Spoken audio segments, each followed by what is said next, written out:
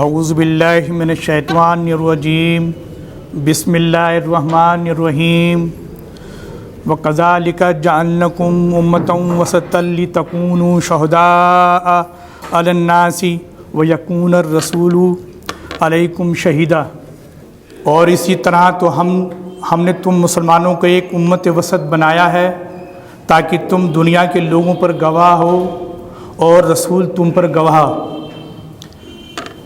یہ سورہ البقرہ کی 143ویں آیت کا میں نے ترجمہ مفہوم بیان کیا ہے۔ اب اس آیت کی روشنی میں اس بڑی شہادت کو سمجھنا ہے۔ ہم اتنے بڑے ملک اس ہندوستان کے غیر مسلم ہندو بھائیوں کے ساتھ صدیوں سے رہ رہے ہیں، لیکن پلورل سوسائٹی یعنی کہ تکثیری بہل سماج، اس تکثیری بہل سماج میں قرآن و سنت کی ہدایت کی روشنی میں ہماری دینی لحاظ سے کیا معاشرتی و سماجی ذمہ داریاں ان سے منسلک ہیں، ان کا فریضہ ادا کرنے میں کامیاب نہ ہو سکے، اور نہ ہی ہم اپنے داخلی نظام معاشرت کو بھی صحیح بنیادوں پر مستحکم کر پائے، یعنی اس سب سے بڑی دینی شہادت کا حق ان تک نہیں پہنچا پائے، جس کی وجہ سے آج ہم سبھی ان تاپڑ توڑ آزمائشوں کے شکار ہیں۔ ضرورت اس بات کی ہے کہ آج اس اہم موضوع غیر مسلمین سے تعلقات کن بنیادوں پر ان تعلقات کو درست و مستحکم دوبارہ سے بحال کر کے اس فریضے کا حق ادا کیا جائے۔ اس حکمت کو سمجھنے کے لیے میں اب دعوت دوں گا جناب شمس تبریز عثمانی صاحب، جو اس پر ہماری رہنمائی فرمائیں۔ محمد رسول علی رسول الکریم، اما بعد، اعوذ باللہ من الشیطان الرجیم، بسم اللہ الرحمن الرحیم، رب اشرح لی صدری ویسر لی امری واحلل عقدۃ من لسانی یفقہوا قولی۔ محترم رفقا، السلام علیکم ورحمۃ اللہ وبرکاتہ۔ آج کا جو موضوع ہے وہ بہت نازک موضوع ہے، اس نوعیت کے اعتبار سے کہ قرآن کریم اور دین ہم سے جو مطالبہ کر رہا ہے اس کے بارے میں نہ صرف دوسرے غلط فہمیوں کا شکار ہیں، خود ہم میں سے ایک بڑا طبقہ بھی غلط فہمیوں کا شکار ہے، اور اس کی بڑی وجہ یہ ہے کہ ہم نے قرآن کو سمجھ کر نہیں پڑھا، اللہ کے نبی صلی اللہ علیہ وسلم کی سیرت کا مطالعہ نہیں کیا، تو ہمیں نہیں معلوم کہ ہماری ذمہ داریاں کیا ہیں اور ہمارا تعلق کیا ہے۔ ان ذمہ داریوں اور تعلقات کو سمجھنے کے لیے ضروری ہے کہ ہم اس بات کو واضح کر لیں کہ اللہ کے نبی صلی اللہ علیہ وسلم کی بعثت، اس کا مقصد کیا تھا، یعنی ان کو نبی بنا کر کیوں بھیجا گیا۔ دیکھیے تھوڑا سا ایسا ہے کہ اردو کی اصطلاحیں میں استعمال کرتا ہوں، تو اگر کوئی پریشانی ہو تو بعد میں معلوم کر لیجیے گا۔ اللہ کے نبی کا کار نبوت کیا تھا، پہلے ہم یہ سمجھ لیں۔ تو اس کے دو حصے ہیں، ایک بعثت عمومی اور ایک بعثت خصوصی، یعنی ایک اسپیشل اسائنمنٹ اور ایک جنرل اسائنمنٹ، یہ دو چیزیں الگ الگ ہیں۔ تو پہلے جو بعثت عمومی ہے یعنی جنرل اسائنمنٹ، اس کے بارے میں قرآن ہم سے کیا کہتا ہے؟ اعوذ باللہ من الشیطان الرجیم، قل یا ایھا الناس انی رسول اللہ الیکم جمیعا الذی لہ ملک السماوات والارض، سورہ اعراف آیت نمبر 158۔ اے محمد صلی اللہ علیہ وسلم کہو کہ اے انسانوں، میں تم سب کی طرف اللہ کا پیغمبر ہوں جو آسمانوں اور زمین کی بادشاہی کا مالک ہے۔ اگلی آیت، اعوذ باللہ من الشیطان الرجیم، ہم سب الحمدللہ آیت سے واقف ہیں، وما ارسلناک الا رحمۃ للعالمین، سورہ انبیاء کی آیت نمبر 107۔ اور ہم نے آپ کو تمام جہان والوں کے لیے رحمت بنا کر بھیجا ہے۔ اس سے آگے دیکھیے آپ، مختلف آیات ہیں، میں نے وہ سلیکٹڈ آیات لی ہیں تاکہ آپ کے بات واضح ہو جائے۔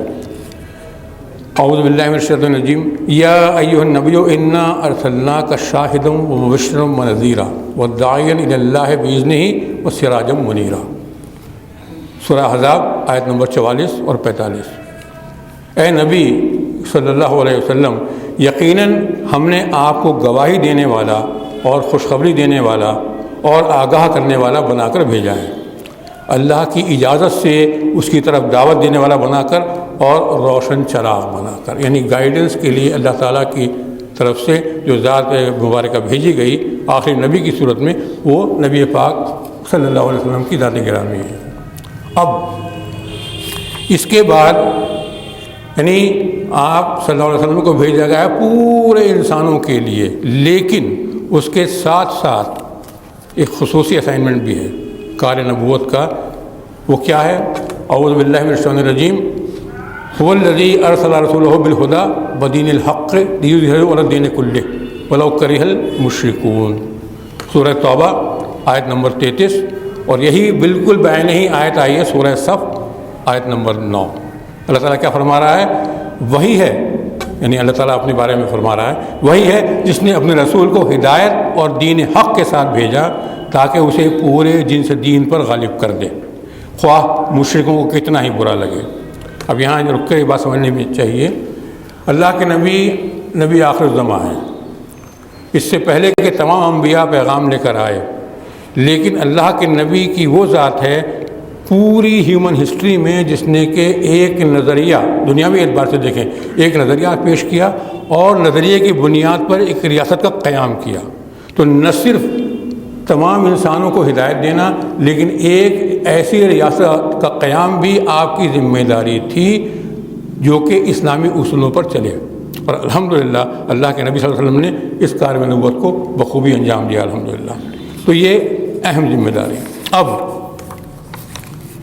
ان آیات کے ساتھ ہمارا کیا رشتہ ہے؟ ہمارا نبی کے امتی ہونے کے حساب سے ہماری کیا ذمہ داری ہے؟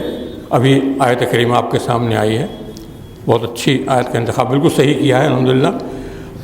اعوذ باللہ من الشیطان الرجیم، وَكَذَلِكَ جَعَلْنَاكُمْ أُمَّةً وَسَطًا لِتَكُونُوا شُهَدَاءَ عَلَى النَّاسِ وَيَكُونَ الرَّسُولُ عَلَيْكُمْ شَهِيدًا، یہ سورہ بقرہ آیت نمبر 44۔ اور اسی طرح تو ہم نے تم مسلمانوں کو ایک امت وسط بنایا ہے تاکہ تم دنیا کے لوگوں پر گواہ ہو اور رسول تم پر گواہ ہو، شاہد۔ یعنی اس کو آپ دوسرے اینگل سے دیکھیں گے تو آپ کے لیے رول ماڈل کون ہے؟ اللہ کے نبی صلی اللہ علیہ وسلم کی ذات گرامی، اور آپ کو تمام دنیا کے لوگوں کے لیے رول ماڈل بننا ہے، یہ آپ کا اسائنمنٹ ہے۔ امت وسط عام طور پر لوگ ترجمہ کر دیتے ہیں درمیانی راستے پہ چلنے والا، جو کہ انتہائی غلط ترجمہ ہے۔ امت وسط سے مراد وہ امت، وہ گروپ جو اپنے کریکٹر، اپنے افعال، اپنے اعمال، اپنے انٹریکشن، ہر چیز کے اندر اعلیٰ ترین اسٹینڈرڈ کو قائم کرے، یہ ہے امت وسط۔ تو ہم کو بطور مسلمان اپنے کردار کو اور اپنے افعال کو اعلیٰ ترین لیول پر رکھنا ہے، یہ ہے ہماری ذمہ داری۔ تو اس کے بعد اسی سورہ میں آیت نمبر 110 اللہ تعالیٰ کیا فرما رہا ہے؟ کنتم خیر امۃ اخرجت للناس، اخرجت للمسلمین نہیں کہا، اخرجت للناس تأمرون بالمعروف وتنہون عن المنکر وتؤمنون باللہ، سورہ آل عمران آیت نمبر 110۔ اب دنیا میں وہ بہترین گروہ تم ہو، جیسے میں نے عرض کیا کہ آپ کی لیول بہت ہائی ہونا چاہیے۔ اب دنیا میں وہ بہترین گروہ تم ہو جسے انسانوں کی بھلائی اور اصلاح کے لیے میدان میں لایا گیا۔ تم نیکی کا حکم دیتے ہو اور بدی سے روکتے ہو اور اللہ پر ایمان رکھتے ہو۔ تو ہمارا کام یہ ہے کہ ہم لوگوں کو اچھائی کی طرف بلائیں اور برائی سے روکیں۔ اپنی غنیمتیں جمع کرو، اپنے معاملات درست رکھو اور حسن سلوک کرو۔ اللہ احسان کرنے والوں سے محبت کرتا ہے۔ اس سے زیادہ عمدہ نصیحت کسی ایسی فوج کو جو کہ مارکے کے لیے جا رہی ہے نہیں دی جا سکتی۔ اب 2-3 احادیث بیان کروں گا آپ کے سامنے۔ جو شخص کسی معاہد کو قتل کرے، معاہد مینس جو ذمہ ہے، جو آپ کے ساتھ معاہدہ کیا ہوا ہے، جو شخص کسی معاہد کو قتل کرے وہ جنت کی خوشبو بھی نہیں پائے گا، حالانکہ اس کی خوشبو 40 سال کی مسافت تک موجود ہوگی۔ یہ بخاری کی روایت ہے اور اسے عبداللہ ابن عمر رضی اللہ عنہ نے روایت کیا ہے۔ تو کسی ایسے شخص پر جو اسلامک اسٹیٹ میں رہ رہا ہے اور پیسفلی رہ رہا ہے، آپ کو پورا اس کا دھیان رکھنا ہے۔ اس سے آگے ابو داؤد کی حدیث ہے، اللہ تعالیٰ کے رسول نے فرمایا کہ جو مسلمان کسی معاہد یعنی غیر مسلم شہری پر ظلم کرے گا یا اس کا حق مارے گا یا اس پر اس کی طاقت سے زیادہ بوجھ ڈالے گا یا اس کی کوئی چیز جبراً لے لے گا، تو میں اللہ کی عدالت میں مسلمان کے خلاف دائر ہونے والے مقدمے میں اس غیر مسلم شہری کا وکیل بن کر کھڑا ہوں گا۔ ہم سب کو سوچنا ہے کہ جس کے خلاف وکیل اللہ کے نبی کھڑے ہو گئے اس کی نوعیت کیا ہوگی۔ یہ ہمارے اور آپ کے سمجھنے کی بات ہے کہ ہمارا اور ان کا تعلق جو ہے کس نوعیت کا ہے، یہ بڑی واضح طور پر ہمارے سامنے ہونا چاہیے۔ اپنے رب کی راہ کی طرف لوگوں کو حکمت اور بہترین نصیحت کے ساتھ بلائیے اور ان سے بہترین طریقے سے گفتگو کیجیے۔ یقیناً آپ کا رب اپنے راہ سے بہکنے والوں کو بھی بخوبی جانتا ہے اور وہ راہ یافتہ لوگوں کی بھی پوری طرح واقف ہے۔ وہ شخص ہدایت یافتہ ہے یا نہیں، اس کا فیصلہ آپ کے ہاتھ میں نہیں ہے، اللہ کے ہاتھ میں ہے۔ میرے اور آپ کے کرنے کا کام یہ ہے کہ ان کے ساتھ عدل، انصاف، برابری کا معاملہ رکھیں بطور شہری کے، ایز اے سٹیزن ان کے اتنے ہی حقوق جتنے کہ آپ کے ہیں۔ اللہ تعالیٰ سے دعا ہے کہ اللہ تعالیٰ ہمیں اس کار منصبی کو انجام دینے کی توفیق عطا فرمائے۔ وآخر دعوانا الحمدللہ رب العالمین۔ بہترین طریقے سے وضاحت کی۔ اصل مسئلہ یہ ہے کہ ہمارا جو دعوت کا جو سسٹم ہے وہ صرف دعوت کا مقصد صرف وعظ و تقریر تک محدود نہیں رہنا چاہیے، بلکہ ہمارے عمل اور معاملات سے بھی مربوط ہونا چاہیے۔ وجہ یہی ہے کہ ہم صرف دعوت و تبلیغ تک محدود ہیں، ہم اپنے عمل اپنے معاشرتی طور طریقے سے ان تک نہیں پہنچ پاتے۔ اب جیسے ہمارے آس پاس کے اطراف میں ہمارے نان مسلم بھائی رہتے ہیں، ہم نے ان سے وہ روابط نہیں رکھے جو رکھنے چاہیے۔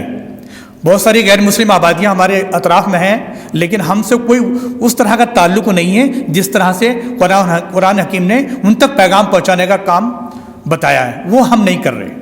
میں گزارش کرتا ہوں کہ اللہ کا شکر ہے آپ سب لوگوں نے اس میں شرکت کی۔ جزاکم اللہ خیر۔